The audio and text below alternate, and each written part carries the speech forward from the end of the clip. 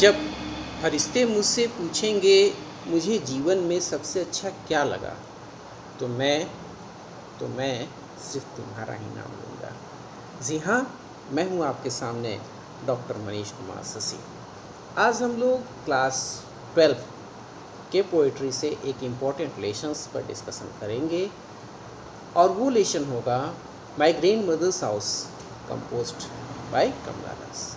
Try to understand what's its aim, important, gist. Try to understand. Kamala Das, poet and short story writer, has earned a respectable place in both English and Malayalam literature. Her autobiography, published in 1976, created quite a satire. The poem My Grandmother's House is a wonderful creation by Kamala Das, who has composed about her grandmother's house. She also used to live with her grandmother in that house when she was young. When she was so beautiful, she and her grandmother lived a very happy life. In 1984, she was shortlisted for the Nobel Prize for Literature. Her important values of verse in English include Summer in Kolkata, The Old Play House, and other poems, etc.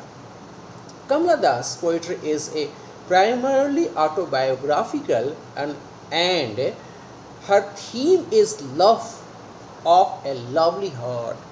Love with never-ending passion, lust, greed, and hunger that never fade up.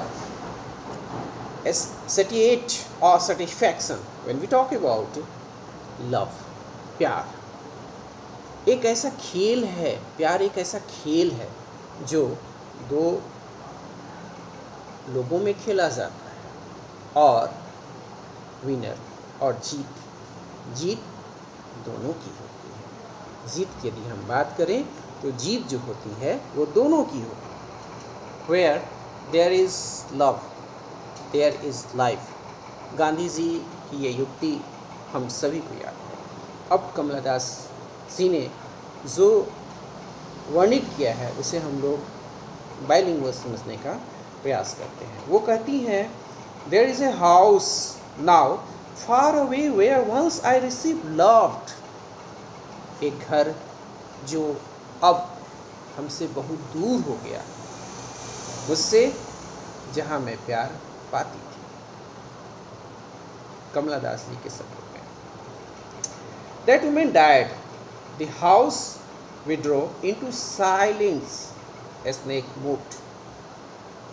वो आगे कहती है, वो औरत मेरी दादी अब मर चुकी है। Snakes moved, बिल्कुल साइलेंट, और वहाँ शांति में वो बदल चुका है और सांप इधर उधर घूम रहे हैं। वो आगे लिखती हैं Among books I was then too young to read and my blood turned cold like the moon.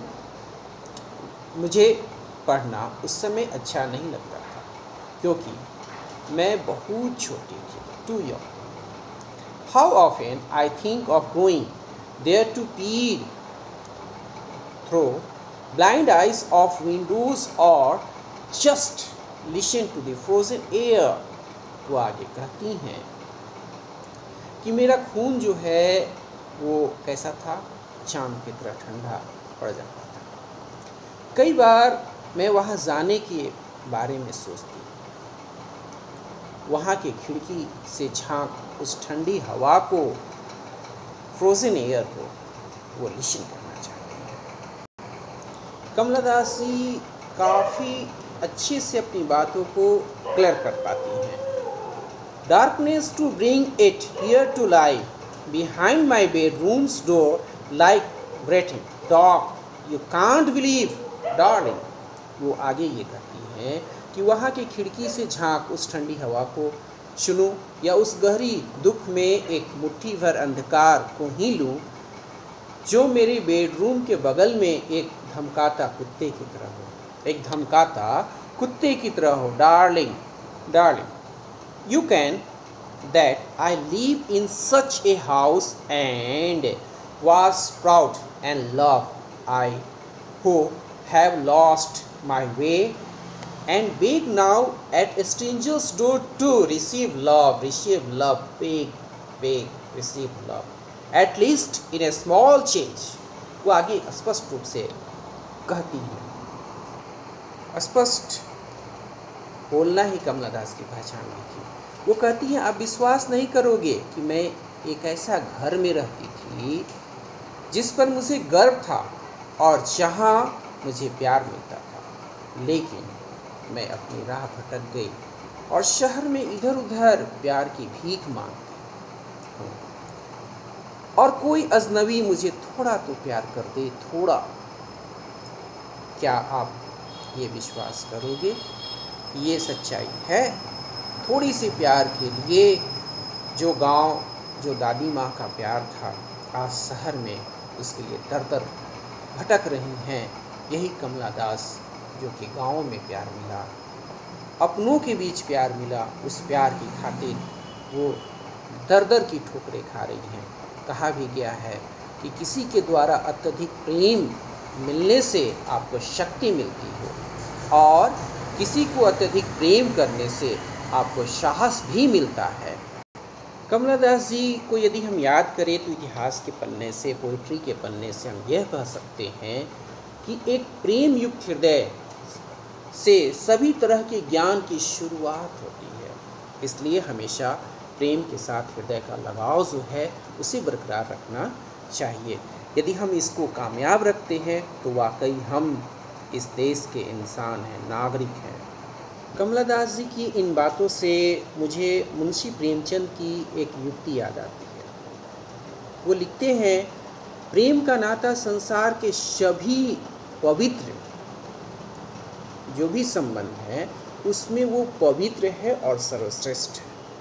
अब हम लोग इस लेसन को समराइज करते हैं और जो इसकी जिस्ट है उसे संक्षेप में हम लोग एक बार जानने का प्रयास करते हैं। कमला दास भारत की एक प्रसिद्ध कवित्री हैं। इस कविता मेरी दादी माँ की वो लेखिका हैं। कमला दास ने अपने दादी के घर के बारे में लिखा भी है। वह भी अपनी दादी के साथ उसी घर में रहती थी जब वह बहुत युवा अवस्था में थी, जवान थी। उसका घर भी बहुत सुंदर था जहाँ वह अपनी दादी के साथ खुश जीवन बिता रही थी। घर के चारों तरफ बहुत ही अच्छा इन्वायरमेंट था।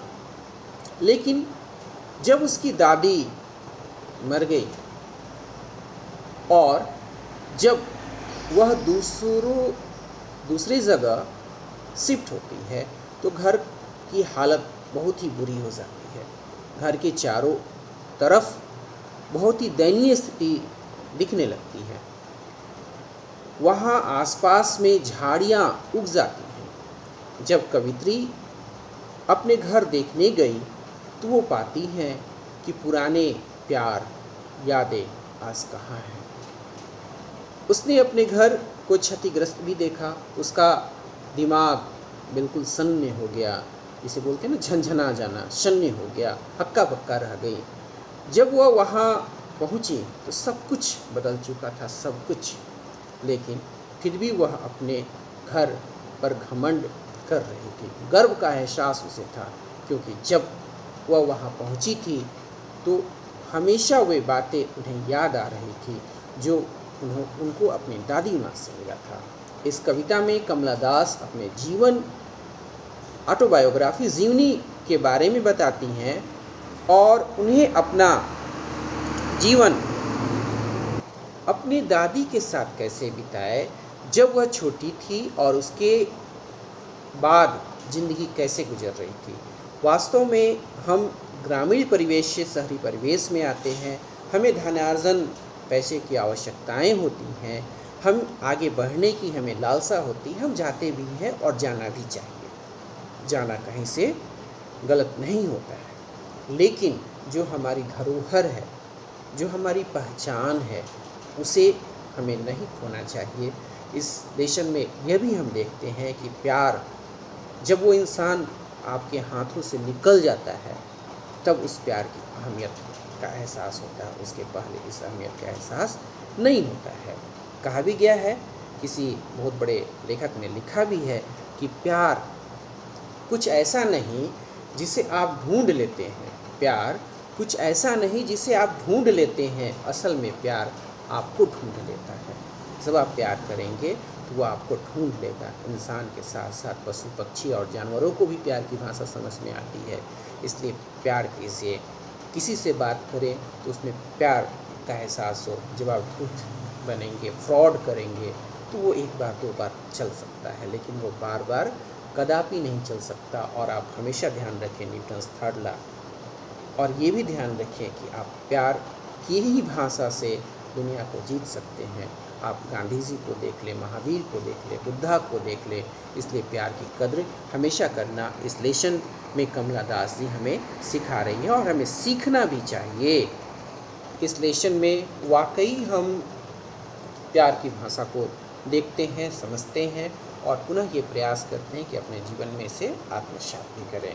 चलते चलते मैं बस इतना ही कहूँगा कि दुनिया के लिए तुम एक इंसान हो सकते हो, दुनिया के लिए तुम एक इंसान हो सकते हो, लेकिन एक इंसान के लिए तुम पूरी दुनिया हो, तुम ही पूरी दुनिया हो। इस लेसन से हमें कुछ सबक लेकर के जीवन में हमेशा आगे बढ़ना चाहिए।